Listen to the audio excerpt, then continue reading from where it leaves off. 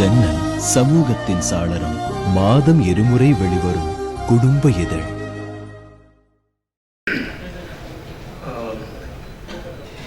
எந்த படத்தோட audio release போனாலும் அது இமான் தான் இருக்காரு. சென்சார் சர்டிஃபிகேட் மாதிரி எல்லா படத்துலையும் இமானுடைய பெயர் கண்டிப்பாக இருக்கு. அந்த வளர்ச்சி எனக்கு ரொம்ப பிடிச்ச ஒரு ஆரோக்கியமான வளர்ச்சியாக இருக்கு. நிறைய மேடையில் நான் சொல்லியிருக்கேன். ஏன்னா ஒரு ஏதோ 4-5வது ஆடியோ ரிலீஸ் நான் கலந்துக்கிறேன்னு நினைக்கிறேன். ஸோ புதுசாக என்ன சொல்கிறதுன்னு தெரியல. அதனால் ஆல்ரெடி சொன்னது தான் சொல்கிறேன். அவருடைய இசை வரும்பொழுதே ஒரு புதுசாகவும் ஒரு புத்துணர்ச்சி கொடுக்கக்கூடிய ஒரு இசையாகவும் தான் இருந்துச்சு. அதுக்கப்புறம் அது வளர்ந்த விதம், அது இவால்வ் ஆன விதம் ரொம்ப எக்ஸ்ட்ராடனரியாக இருந்தது. நான் ஆல்ரெடி சொன்னதை இருந்தாலும் சொல்கிறேன். இளையராஜா சாருடைய அந்த மெலடி ரொம்ப லாங் லாஸ்டிங் மெலடி. அது கொடுக்கக்கூடிய குவாலிட்டி இமான் அவருடைய மியூசிக்கில் இருக்குது. அது ரொம்ப ஒரு சந்தோஷம் கொடுக்கக்கூடிய ஒரு விஷயமா இருக்குது. ரொம்ப ஆரோக்கியமான விஷயம். அது ரொம்ப சந்தோஷம் கொடுக்கக்கூடிய ஒரு விஷயமா இருக்குது. இந்த படத்தின் பாடல்கள் வெற்றி பெற வாழ்த்துக்கள். கார்கி இன்னைக்கு யங் லிரிக் ரைட்டர்ஸில் எனக்கு ரொம்ப பிடிச்ச ஒரு லிரிசிஸ்ட். சென்சிபிளாக காமன் சென்ஸோட புது புது வார்த்தைகளை இன்ட்ரடியூஸ் பண்ணி அழகாக எழுதுகிறாரு. வாழ்த்துக்கள் கார்கி. சுதீப் பற்றி கொஞ்சம் பேசணும். நானி படம் எல்லாரும் பார்த்த படம், எல்லாரும் ரசித்த படம். நிறைய பேர் நிறைய பேர் பேசினாங்க. அந்த படம் ரிலீஸ் ஆனப்போ நான் அவ்வளோ ஈஸியாக ஒரு பெர்ஃபார்மன்ஸ் பார்த்துட்டு ஃபோன் பண்ணி நான் பேச மாட்டேன் ஒருத்தர்கிட்ட. நான் சுதீப் சார் நம்பர் தேடி பிடிச்சி ஃபோன் பண்ணி நான் பேசின ஒரு ஞாபகம் இருக்கா எனக்கு தெரியல. நான் ஃபோன் பண்ணி பேசினேன். எனக்கு அவ்வளோ தூரம் பிடிச்சிருந்தது. அது முக்கியம் இல்லை. பால் மகேந்திரா சார் என்கிட்ட சொன்னார், இந்த பெர்ஃபார்மன்ஸ் சாதாரண ஒரு பெர்ஃபார்மன்ஸ் கிடையாது. இந்த வருஷத்துக்கான நேஷனல் அவார்ட் ஜூரியில் நான் இருந்தா சுதீப் தான் பெஸ்ட் ஆக்டர். அவர் சொன்னதே ஒரு நேஷனல் அவார்ட் தான்.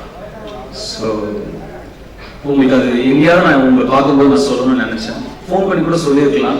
பட் இவ்வளோ ஒரு அழகான விஷயம், இவ்வளோ ஒரு பெரிய விஷயம், அவ்வளோ பெரிய ஒரு கலைஞர் நெட்டிட்டு இருந்து வந்த ஒரு விஷயம் சொல்ல வேண்டிய இடத்துல சொல்ல வேண்டிய விதத்துல சொன்னா கரெக்டா இருக்கும்னு தோணுச்சு.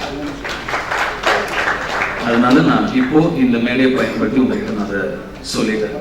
Have his blessings.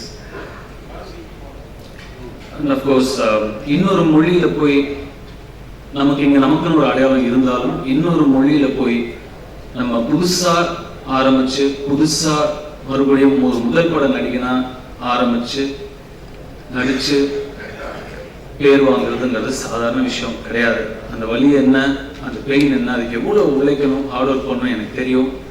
நான் அப்படிதான் போய் ஹிந்தியில் ஆரம்பித்தேன் காஞ்சனா படத்தில். ஸோ இங்கே நிறைய பேர் சொன்னாங்க, வெளியே ஒரு 10,000 ஃபேன்ஸ் இருப்பாங்க, 20,000 ஃபேன்ஸ் இருப்பாங்க, அவ்வளோ பெரிய ஒரு மாஸ் ஹீரோவாக இருந்தாலும் தனக்கு இருக்கிற கலை தாகத்தாலேயும் இன்ட்ரெஸ்ட்னாலேயும் பேஷனாலேயும் இன்னொரு மொழியில் புதுசாக ஒரு முதல் பட கதாநாயகனா அவரை எக்ஸ்ப்ளோர் பண்ணுற அவருடைய அந்த பேஷனுக்கு my salutes, my hearty welcome. நான் சேர்ந்து நடிக்கணும்னு ஆசைப்படுற நடிகர்கள் இங்கே நிறைய பேர் இருக்காங்க. ஆக்சுவலாக சிவாபுரி நடிச்சிட்டேன், விஜய் சேதுபதி கூட நடிச்சிட்டேன். பட் விஜய் சேதுபதி கூட இப்போ நடிக்கணும்னு எனக்கு ரொம்ப ஆசை.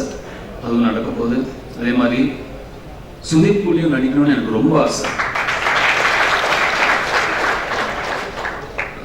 சீக்கிரமாக அது நிறைவேறணும்னு நான் கடவுளை வேண்டிக்கிறேன். அதே மாதிரி இன்னைக்கு இருக்கிற நிறைய ஆக்ட்ரஸ்ல one of the very fine performers அப்படின்னு சொல்லக்கூடியவங்க Nithya Menon. I love her work, I enjoy her work, I follow her work. So அவங்களும் இந்த படத்தில் நடிச்சிருக்காங்க. அண்ட் அவங்களுக்கு என்னுடைய வாழ்த்துக்கள். இந்த படத்துடைய தயாரிப்பாளர்களுக்கு என்னுடைய வாழ்த்துக்கள். இந்த படத்துடைய இயக்குனர் கே. ரவிக்குமார் சார். நான் இங்கே மெயினாக இங்கே வந்ததுக்கு காரணம் கே. ரவிக்குமார் சார் கூப்பிட்டாருங்கிறத விட கே.எஸ். ரவிக்குமார் சாரை பத்தி என் அப்பா எப்போ பேசும்போதும் அவர் என் ஃப்ரெண்டா, அவர் என் ஃப்ரெண்டா, அவர் என் ஃப்ரெண்டான்னு சொல்லிட்டே இருப்பார். எப்போ அவரை பத்தி பேசும்போது நாங்கள் 2 பேர் ஃப்ரெண்ட்ஸுங்க. அந்த நட்புக்கு மரியாதை கொடுக்கணும் அப்படிங்கிறனால தான் நான் இங்கே வந்திருக்கேன். ஃபர்ஸ்ட் கே.எஸ். ரவிக்குமார் சார் மிகப்பெரிய டைரக்டர். அந்த எல்லாருமே அவரை பற்றி சொல்லிட்டாங்க. அவர் மிகப்பெரிய நடிகரும் கூட. நான் பக்கத்துல இருந்து தங்கமகன்ல நான் பார்த்தேன். அவ்வளவு அனுபவம் இருந்தது. அவ்வளோ பேருக்கு நடிப்பு சொல்லி கொடுத்துருப்பாரு. ஆனால் அந்த ஸ்பாட்ல என்கிட்டயோ இல்லை வேல்ராஜ் சார்கிட்டயோ 6 டேக் ஆனாலும் 7 டேக் ஆனாலும் ஒரு வார்த்தை கேட்க மாட்டாரு, ஒரு விஷயம் பேச மாட்டாரு. கரெக்டா அப்படியே ஓகே நான் பண்ணிடுறேன். அதே மாதிரி 6 மணிக்கு முடிய வேண்டிய ஷூட் 10 மணிக்கு போச்சுன்னா கொஞ்சம் கூட முகம் சொல்லிக்க மாட்டாரு. அப்படியே ஓகே ஆமாம் அப்படி பண்ணாதான் அந்த சீன் முடியும் அப்படின்னு ஒரு அவ்வளோ ஒரு அடக்கம், அவ்வளோ ஒரு நடிப்பு நான் கத்துக்கணும்லாம் சொல்லுவார். நான் கத்துக்கணும்லப்பா, நடிப்பு நான் கத்துக்கணும்ல சொல்ல. அவருக்கு யார் புதுசாக போய் கற்றுக் கொடுப்பாரு? அவரே ஒரு 1000 பேர் கற்றுக் கொடுத்துருக்காரு. ஸோ அவ்வளோ ஒரு அருமையான நடிகரும் கூட.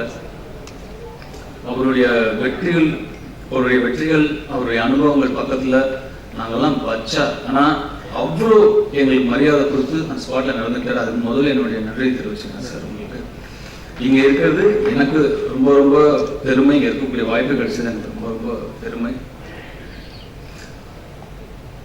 மற்றபடி படமும் பாடல்களும் மிகப்பெரிய வெற்றி பெற கடவுளை வேண்டிக்கிறேன். நன்றி. ஜன்னல் சமூகத்தின் சாளரம். மாதம் 2 முறை வெளிவரும் குடும்ப இதழ்.